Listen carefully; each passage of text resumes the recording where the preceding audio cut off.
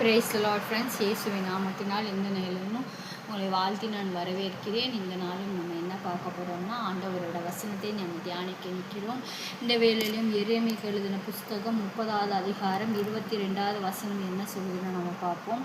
You shall be my people and I will be your God. இந்த நாளும் ஆவியானவர் என்ன சொல்கிறாருன்னா, நீ என்னோட ஜனமாய் இருப்பாய், நான் உன்னோட தெய்வமாய் இருக்குவேன்னு சொல்லி ஆண்டவர் இந்த நாளும் நம்மளோடு இந்த வசனத்தை மூலியமாய் நம்மளோடு பேசியிருக்கிறார் ஃப்ரெண்ட்ஸ்.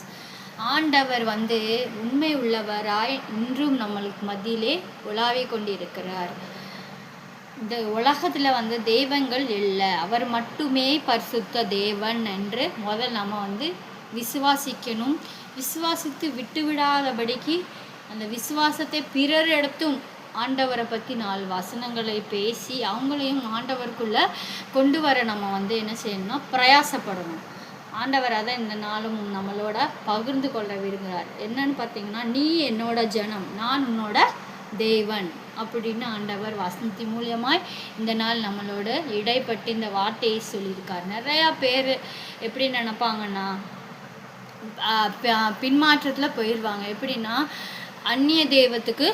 அந்நிய தேவனை தேடி போயிடுவாங்க. ஆனால் இது நாட்கள் கடைசியான நாட்களாக இருக்குது. ஆண்டவர் வருகையோ மிக சமீபமாக இருக்குது. அதனால் நம்ம ஆண்டவரோட பணியை, தேவ ஆவியானவரோட பணியை உண்மையுடன் உத்தமுடன் செஞ்சோம்னா அவர் வரும்போது அவர் நம்மளை சேர்த்துக்கொள்வார், நம்மளையும் கூட்டி கொண்டு அவரோட சேர்த்துக்கொள்வார். நம்ம முதலாவது இந்த பைபிளில் இருக்கிற வார்த்தைகள் எல்லாம் விசுவாசித்து அதன்படி நடக்கும் பொழுது, ஆவியானவர் நமக்குள்ளே அவர் நடத்தும் பொழுது, நம்ம 4 பேருக்கு சுவிசேஷம் சொல்லும் பொழுது அந்த வார்த்தைகள் கிட்டி சேரும்னு இந்த நாளும் ஆவியானவர் இந்த வசனத்தை என்னை பேசும்படி சொன்னதுனால நான் அந்த வேலையிலே இந்த வசனத்தை உங்களோட பகிர்ந்து கொண்டேன் ஃப்ரெண்ட்ஸ்.